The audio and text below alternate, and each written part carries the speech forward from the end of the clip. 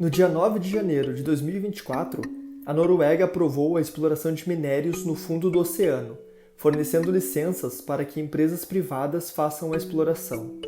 Com isso, a Noruega, que é o maior produtor de petróleo da Europa, dá o pontapé inicial na corrida pela exploração de minérios no Oceano Profundo, abrindo precedente para que outros países em breve sigam o mesmo exemplo. Será que a busca por desenvolvimento sustentável acabou? Oi, eu sou o Jonas e esse é o canal Contexto. O Oceano Profundo é rico em diversos materiais, como cobalto, ferro e titânio, muito utilizados na indústria moderna. Esses e outros materiais são encontrados nessa região por vários motivos. Um deles são as fontes hidrotermais, que expelem água quente e alcançam temperaturas altíssimas, que solidificam rapidamente e criam estruturas parecidas com chaminés. Essas estruturas servem como depósitos de materiais como cobre, zinco, ouro, prata e cobalto. Existem muitas dessas fontes hidrotermais nessa região, que também servem de abrigo para diversas espécies adaptadas a esses ambientes. A área prevista para exploração é de 280 mil km², o que representa uma área maior que o Reino Unido.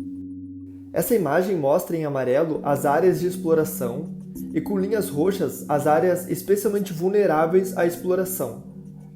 Acontece que o Oceano Profundo possui uma das maiores biodiversidades da Terra e, ao mesmo tempo, uma das menos exploradas e conhecidas. Mais de 800 cientistas marinhos enviaram uma carta ao parlamento norueguês pedindo uma pausa na exploração, avisando que estudos ainda precisam ser feitos para compreender melhor a biodiversidade daquela região. E isso parece não ter feito grandes efeitos. Aquela é uma região pouco conhecida, e os danos ambientais decorrentes da exploração ainda são difíceis de estimar. O que se sabe, no entanto, é que existem espécies que vivem exclusivamente naquela região e que provavelmente serão extintas com essas explorações. Observando essas decisões da Noruega, que abrem um precedente perigosíssimo, nos faz pensar em como o desenvolvimento sustentável é mais um discurso do que uma prática. Quando o assunto é produção energética e competitividade, quem possui mais grana e está no centro do capitalismo sempre vai sair na frente. Um exemplo interessante é pensar o seguinte: imagine se o mesmo movimento fosse feito pelo Brasil. Como seria a reação da comunidade internacional? Imagine a quantidade de sanções que o Brasil enfrentaria.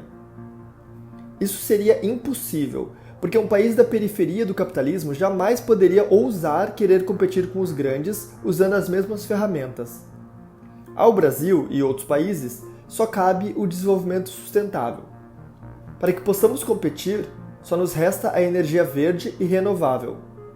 Enquanto os países da Europa se utilizam de qualquer fonte de geração de energia para impulsionar sua própria indústria e despontar na liderança do desenvolvimento de tecnologias de última geração, cabe aos países periféricos outras preocupações.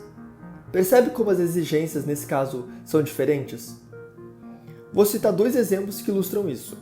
Em dezembro de 2022, durante a invasão da Rússia à Ucrânia, a Rússia decidiu cortar o fornecimento de gás a vários países da Europa. Um deles foi a Alemanha. Por conta disso, a Alemanha reativou algumas minas de carvão e voltou a utilizá-las para o fornecimento de energia, e essa decisão foi respaldada inclusive pelo Partido Verde alemão.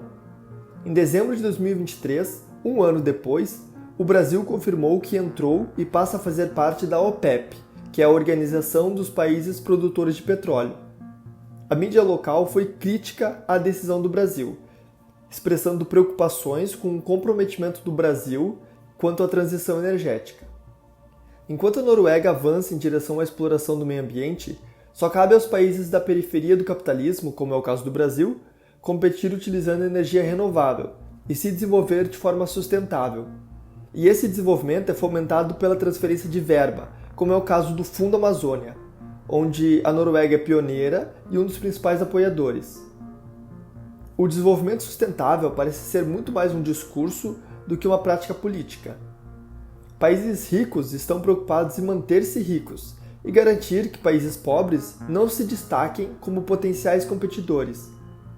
A transição energética é sempre um plano para o futuro, fica sempre para a próxima COP. Quando o assunto é competição, cada um usa as armas que pode. O discurso sobre o desenvolvimento sustentável serve a que propósito? Desenvolvimento sustentável para quem?